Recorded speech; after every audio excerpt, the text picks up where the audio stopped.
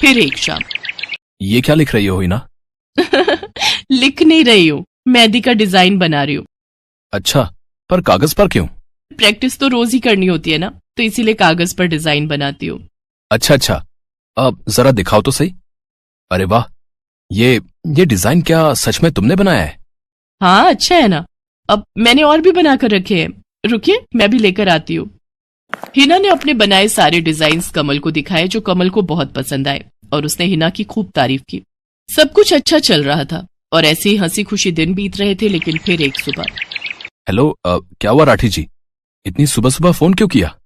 Sir आप जल्दी से आ जाइए, गजब हो गया, अपनी फैक्ट्री में आग लग गई है सर।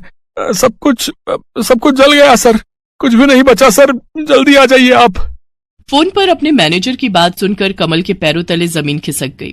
फैक्ट्री पहुंचा तो देखा वाकई फैक्ट्री पूरी तरह से जल रही थी। तभी एक जलती हुई बड़ी सी लकड़ी कमल पर आ गिरी, जिसकी वजह से वो बुरी तरह झुलस गया। उसे फौरन अस्पताल पहुंचाया गया और यहाँ से सब कुछ बदल गया। फैक्ट्री के काम को बढ़ाने के लिए कमल ने हाल ही में कई सारी नई मशीनें लोन पर खरीदी थी।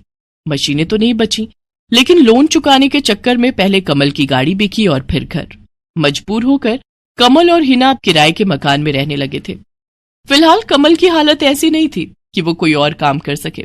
ऐसे में हिना ने घर चलाने का जिम्मा उठाया और वो घर घर जाकर औरतों के हाथों पर मेहंदी लगाने लगी।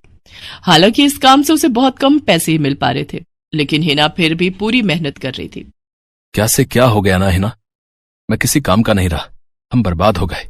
मैंने कहा था तुम्हें रानी बनाकर रखूंगा, मगर मेरे रहते हुए भी तुम्हें कितना संघर्ष करना पड़ रहा है। ऐसा क्यों कह रहे हैं आप बिल्कुल चिंता मत कीजिए, देखना धीरे धीरे सब ठीक हो जाएगा। हिना चाहती थी कि वो अपना एक पार्लर खोले, लेकिन फिलहाल ये मुमकिन नहीं था। मेहंदी लगाने का काम भी सीजन पर ही मिल पाता था, तो अब दिक्कत खाने पीने की भी होने लगी। ऐसे में हिना ने एक सेठ के घर मेड का काम करना शुरू कर दिया और फिर एक दिन, सुन, तुझे कोई मेहंदी वाली पता है क्या? क्यों मैडम? अरे वो तीज आ रही है ना, तो मेहंदी लगवानी थी। हाँ, बाहर इतनी गर्मी है, अब ऐसे में कौन बाहर जाए, तो घर पर ही आकर कोई लगा दे तो बढ़िया रहेगा। अब हाँ मैडम, मैं बहुत अच्छी मेहंदी लगाती हूँ, आप मुझसे लगवा लो।